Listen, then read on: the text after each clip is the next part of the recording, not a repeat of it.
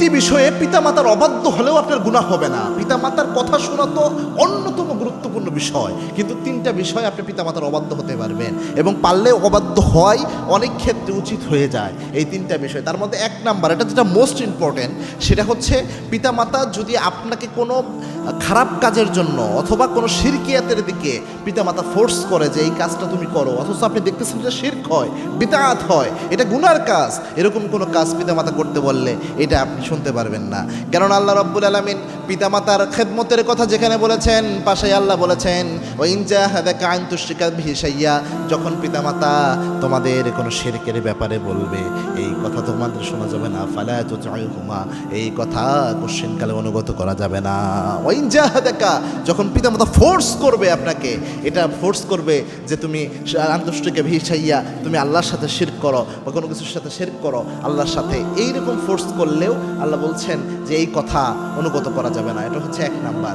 দুই নাম্বার হচ্ছে পিতামাতা যদি কোনো আপনার নেক কাজের জন্য আপনাকে বাধা দেয়, ইসলাম প্র্যাকটিস করার জন্য বাধা দেয়, পিতামাতা যদি ভালো কোনো নেক কাজ করার জন্য বাধা দেয়, ওই কাজেও পিতামাতার কথা শোনা যাবে না। ধরেন আপনি দাঁড়িয়ে রাখতে চান, আপনি দাঁড়িয়ে রাখবেন, সুন্দর সুন্নতি দাঁড়িয়ে রসুলের মহাব্বতে আপনি দাঁড়িয়ে রাখবেন। এখন অনেক মা এমনও আছে যে দাঁড়িয়ে রাখলে করে তুই এখনই বয়স হয়েছে নাকি, বয়স হলে পরে দাঁড়িয়ে রাখিস।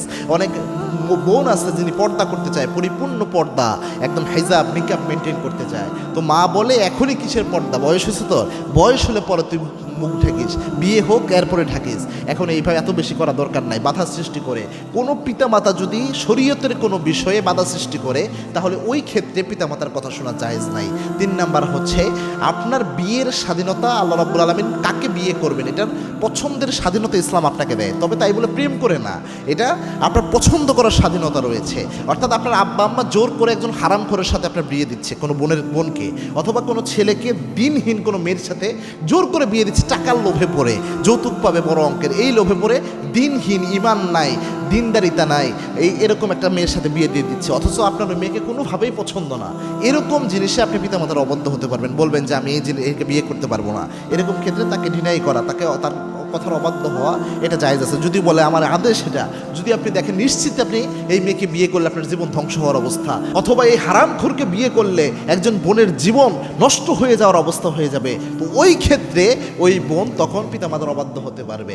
তবে একটা জিনিস মনে রাখবেন, এটাকে আবার ওই প্রেমের দিকে কোনোভাবেই এই জিনিসকে মোটিভেট করা যাবে না, এটা মূলত বলা হয়েছে জায়েজ কারণে, এজন্য এই জিনিসে আপনার ইচ্ছা রয়েছে। যেন রাসূল সাল্লাল্লাহু আলাইহি ওয়াসাল্লাম ছেলে মেয়েকে পছন্দ করবে বিয়ের ক্ষেত্রে অফিসিয়ালি, আর মেয়ে ছেলেকে দেখলে পছন্দ হবে, এটা রাসূলের সুন্নতে একটা সিস্টেম বিয়ের ক্ষেত্রে। তো এই ক্ষেত্রে অবশ্যই এটা প্রাধান্য রয়েছে। এবং কি আল্লাহর হাবিব সাল্লাল্লাহু আলাইহি ওয়াসাল্লামের কাছে এক সাহাবী এসে বললেন, ইয়া রাসূলুল্লাহ আমি বিয়ে করতেছি। আল্লাহর হাবিব সাল্লাল্লাহু আলাইহি ওয়াসাল্লাম বললেন, তুমি যে বিয়ে করতেছো তুমি কি তোমার স্ত্রীকে দেখেছো কিনা, পাত্রীকে দেখেছো কিনা? ওই সাহাবী বলছেন, না ইয়া রাসূলুল্লাহ আমার পরিবার থেকে দেখেছে। আল্লাহর হাবিব সাল্লাল্লাহু আলাইহি ওয়াসাল্লাম বললেন, যাও তুমি নিজে আগে ওই পাত্রীকে দেখো, কেননা পাত্রীর কোনো জিনিস তোমাকে আকর্ষিত করবে, একটা ভালো লাগা অন্তরে তৈরি হবে, এরপরে তুমি তাকে বিয়ে করবা। সুবহানাল্লাহ, মানে পাত্রীর কোনো ভালো জিনিস তোমার দেখে তার প্রতি একটা আকর্ষণ আসলো, এই আকর্ষণটা নিয়ে তাকে বিয়ে করো, এটাই হচ্ছে ইসলামের সিস্টেম। আল্লাহ আমাদের বোঝার তৌফিক দান করুন, আল্লাহুম্মা আমিন।